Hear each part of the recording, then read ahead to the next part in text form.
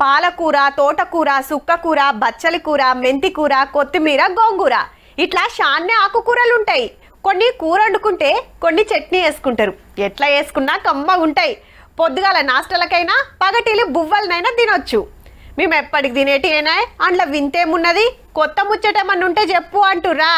గీ ముచ్చట చూసినాక అబ్బా ఇట్లా సుత వేస్తారా అని పరిశాన్ అవుతారు పక్క. ఈడేం నడుస్తుందంటే ఆకుకూరల పండుగ.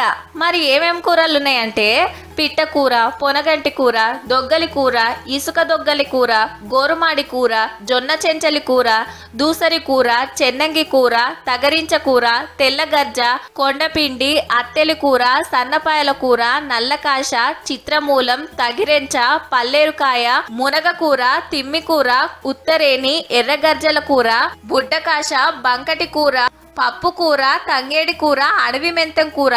ఓ ఇట్లా 50 తీర్లున్నాయి. ఇలా 2-3 కంటే ఎక్కువ ఎవ్వలకు తెలియకుండొచ్చు. అసలు ఎప్పుడు పేరు వినని ఆకుకూరల పేర్లు మాకు వినిపించడమే కాకుండా చూపించారు. ఆ ఆకుకూరల భోజనం అనేది కూడా మాకు పెట్టారు.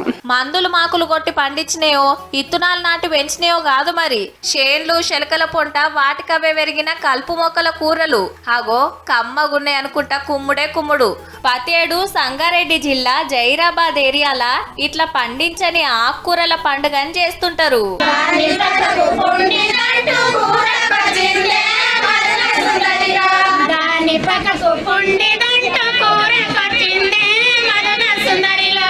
ఎక్కడెక్కడి నుంచో వచ్చిండ్రు టేస్ట్ తెలుసుకుంటానికి, టేస్ట్ చూస్తానికి.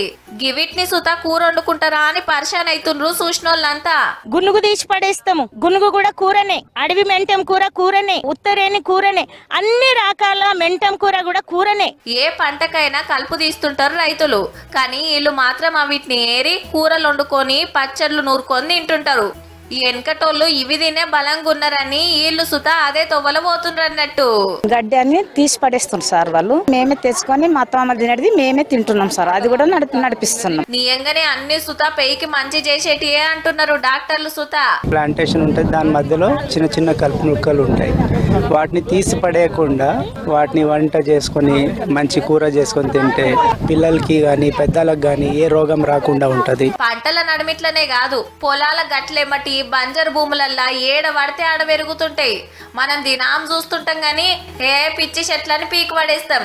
కానీ తింటే మస్తు ఫాయిదా అవుతుందట. టేస్ట్ సుతా అద్దిరిపోయిందని చెప్పుకుంటా చిన్న మురిపేం కాదు ఒక్కొక్కలది. కొన్ని మనం మామూలుగా చూస్తూ ఉంటాము, కొన్ని ప్లేసెస్ లో అలా పెరుగుతుంటాయి. కానీ ఇదేంటి పిచ్చికూర అని వదిలేస్తాం.